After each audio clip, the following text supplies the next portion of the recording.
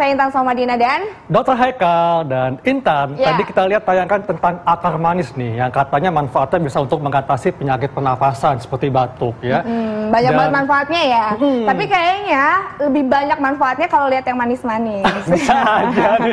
Seperti ini dan juga yang ada di tengah-tengah kita nih, Dok. Betul, sudah ada Dr. Wawai Muli. Siang Dok, apa kabar? Selamat siang, Haikal. Siang, Dokter. Dok, nih ngomongin tentang akar manis Dok ya. Betul. Katanya akar manis ini dapat meningkatkan imunitas tubuh Dok. Ini fakta atau mitos? Oke, secara umum saya harus bilang itu mitos dulu. Oh, mitos. Ya. Jadi sebenarnya imunitas kita itu adalah suatu sistem yang sifatnya sangat kompleks ya. Jadi tidak mungkin suatu zat itu dapat meningkatkan semua sistem imun kita ya. Jadi melibatkan banyak hal, baik dari sisi gizi kita, kemudian bagaimana kita beraktivitas yang sehat, kemudian juga yang penting adalah asupan gizi yang adekuat, misalnya sayur dan buah-buahan yang banyak mengandung vitamin ya, berbagai macam vitamin serta mineral yang penting untuk imunitas tubuh kita. Jadi meskipun akar manis ini mengandung vitamin A, tetapi kandungannya belum cukup banyak untuk mampu meningkatkan sistem imun secara keseluruhan, seperti itu. Jadi diimbangi juga dengan makanan tentunya yang bergizi, istirahat yang cukup ya, aktivitas yang juga tidak berlebihan, seperti itu. Jadi ini nggak bisa dikonsumsi dan juga bermanfaat kalau berdiri sendiri ya. Betul sekali. Jadi harus ditunjang sama makanan-makanan dan juga mungkin pola hidup yang sehat yang lainnya, sekali. Dok ya. Nah Dok, kan ini lagi masa pandemi gini, ini kayaknya tuh langsung detektifnya keluar nih, cari-cari informasi. Aku baca-baca nih Dok di internet, katanya nih akar manis bisa mengatasi serangan virus kalau rutin dikonsumsi. Ini fakta atau mitos? Mungkin secara umum saya harus bilang mitos.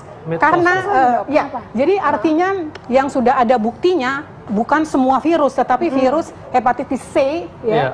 Virus kan ada sekitar ratusan atau ribuan virus ya. Jadi kalau dibilang bahwa akar manis ini mampu menangkal serangan virus, mungkin saya harus bilang mitos. Tetapi memang ada bukti pada studi pada hewan bahwa akar manis ini mengandung zat yang dapat membantu menghambat pertumbuhan virus hepatitis. Seperti itu ya. Hepatitis semua Dok? Hepatitis A, terutama hepatitis C. Jadi studinya adalah konsumsinya gimana Dok?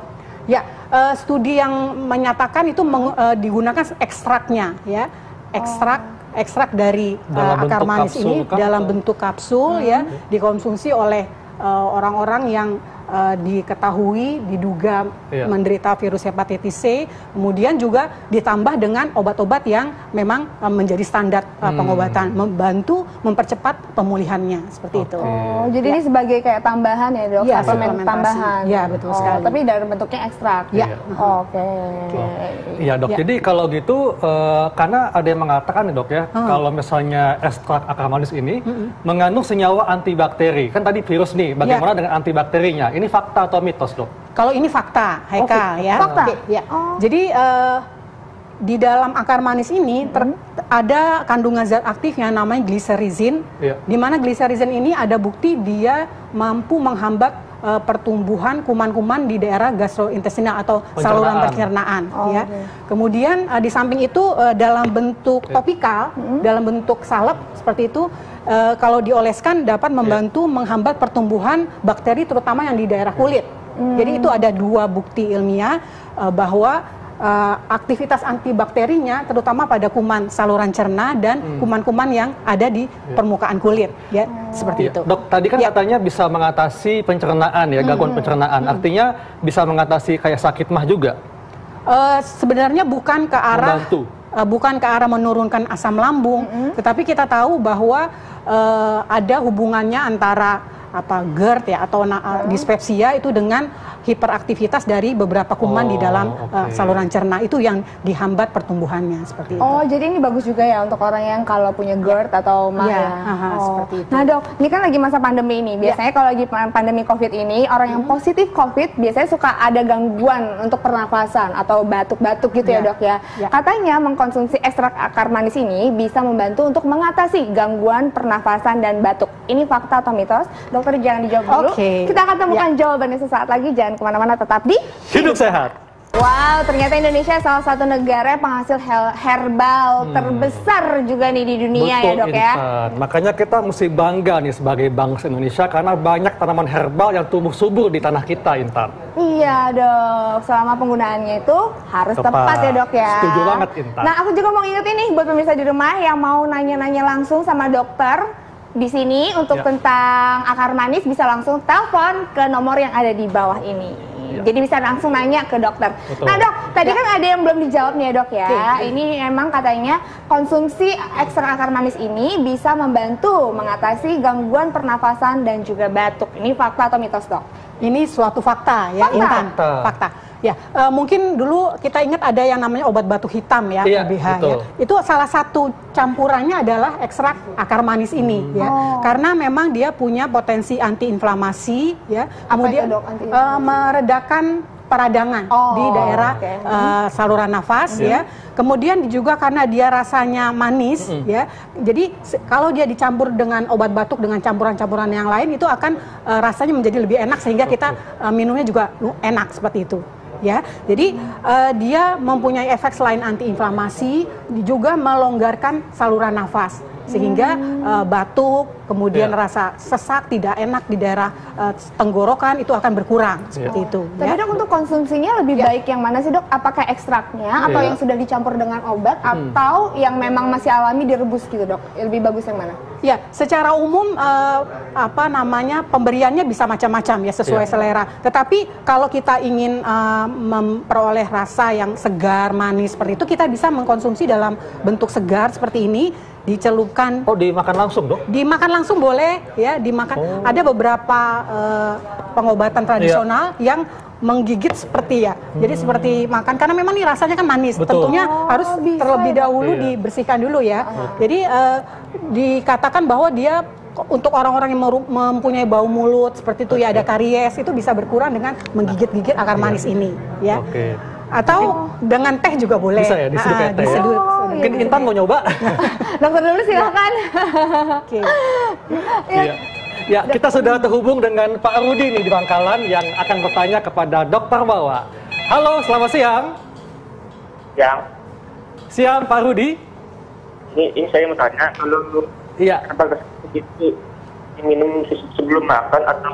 Iya, silakan Pak.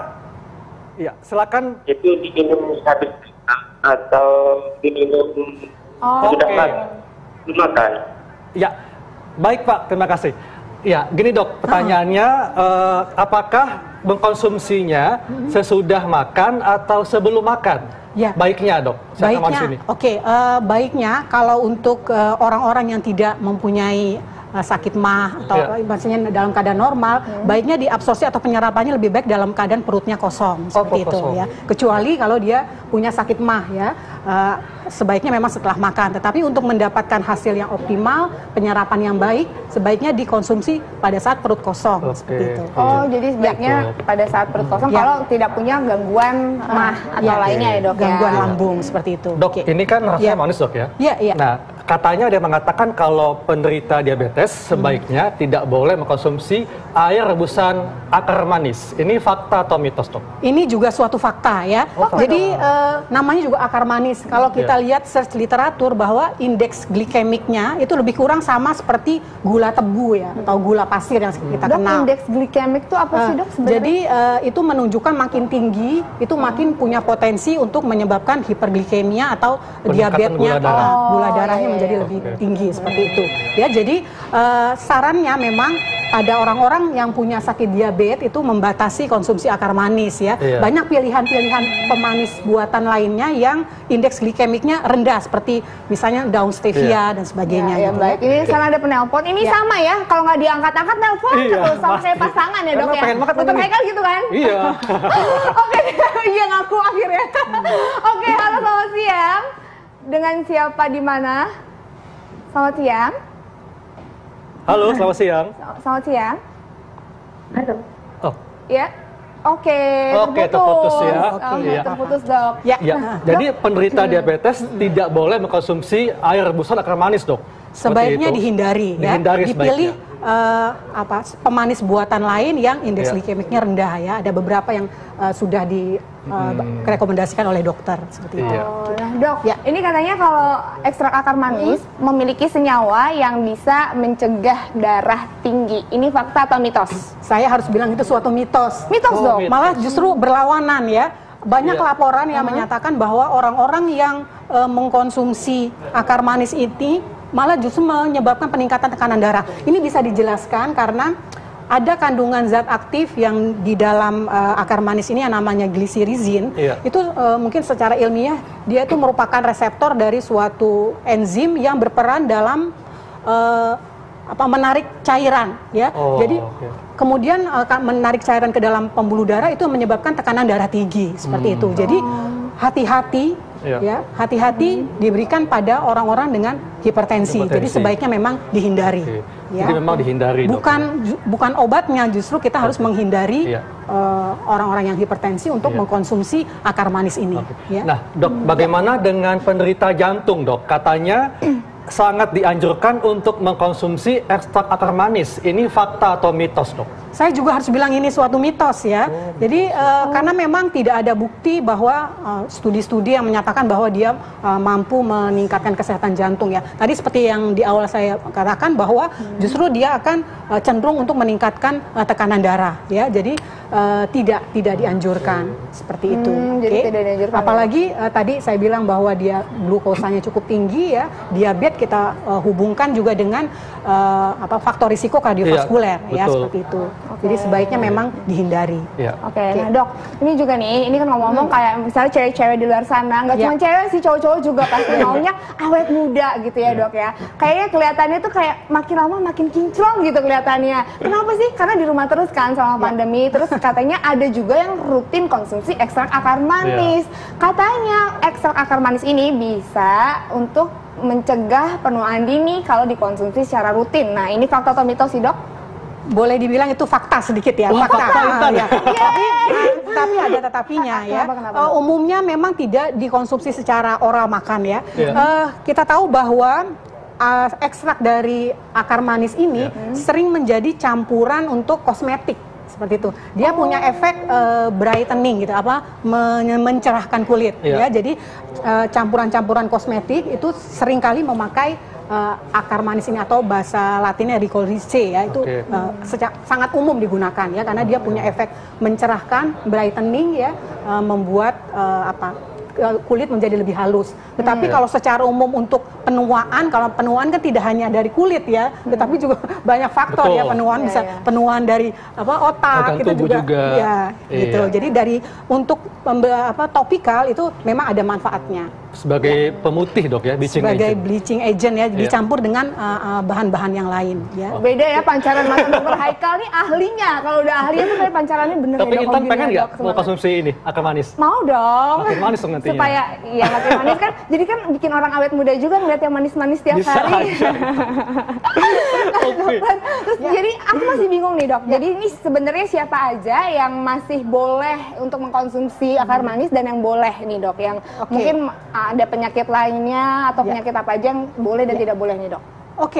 Pada umumnya akar manis ini sudah sangat lazim digunakan untuk gangguan pernafasan tadi, batuk ya, radang tenggorokan, karena memang sudah banyak sekali obat-obat batuk yang diberi campuran obat ini atau akar manis ini. Jadi artinya untuk gejala-gejala ringan common cold ya, flu, batuk pilek itu boleh diberikan. Kemudian juga untuk pengobatan topikal tadi ya sudah banyak buktinya, dan untuk infeksi saluran cerna. Dan sangat hati-hati diberikan pada orang-orang dengan penyakit kardiovaskuler ya, misalnya adalah hipertensi ya, diabetes itu kita harus hati-hati ya, sebaiknya memang dihindari. Dok, ini masyarakat ingin tahu dok, sebaiknya konsumsinya dalam sehari itu berapa banyak dok? Jadi sediaan dari akar manis ini macam-macam ya. Jadi ada sediaan bubuk, kemudian ada sediaan kapsul ya. Secara umum kalau lebih mudah kalau sediaannya bubuk ya, bisa dibeli di toko herbal atau toko obat. Itu biasanya memang sediaan bubuk itu lebih kurang 1 sendok teh ya. Kemudian dilarutkan dalam 1 gelas air hangat, kemudian dikonsumsi 1 sampai 2 kali. Oh, jadi dikonsumsinya bukan dalam bentuk kapsul langsung ya, Dok? Jarang sekali sediaan kapsul ya, tetapi kalau di Indonesia atau digunakan secara tradisional, umumnya orang-orang atau masyarakat menggunakan atau kadang-kadang dimakan langsung tadi seperti yang dicontohkan, ya lebih kurang 5 gram ya satu batang itu ya. Tujuannya memang untuk mengurangi adanya peradangan di daerah mulut seperti itu. Dikunyah ya, gitu, Dok. Kalau terus-terusan, Dok, untuk setiap hari gitu dalam jangka waktu panjang? Memang tidak dianjurkan ya, karena belum ada studi toksisitasnya jangka panjang berapa lama dia paling aman. Tetapi hanya simptomatik ya, hanya kalau ada gejala kita minum seperti itu. Makasih Dok untuk informasinya. Sama-sama Haikal, sama-sama Intan. Dokter Haikal, kan sekarang lagi digalakin banget nih, ada normal baru. Aku bingung sih Dok, sebenarnya itu apa yang normal, apa yang barunya sih Dok? Nah, ini sama nih Intan, pasti banyak masyarakat yang belum tahu tentang apa itu normal baru ya. Nah, setelah ini kita akan hadirkan nih narasumber yang akan membahas tentang apa itu normal baru itu ya, dan bagaimana menyikapinya. Sesaat lagi tetap di Hidup Sehat.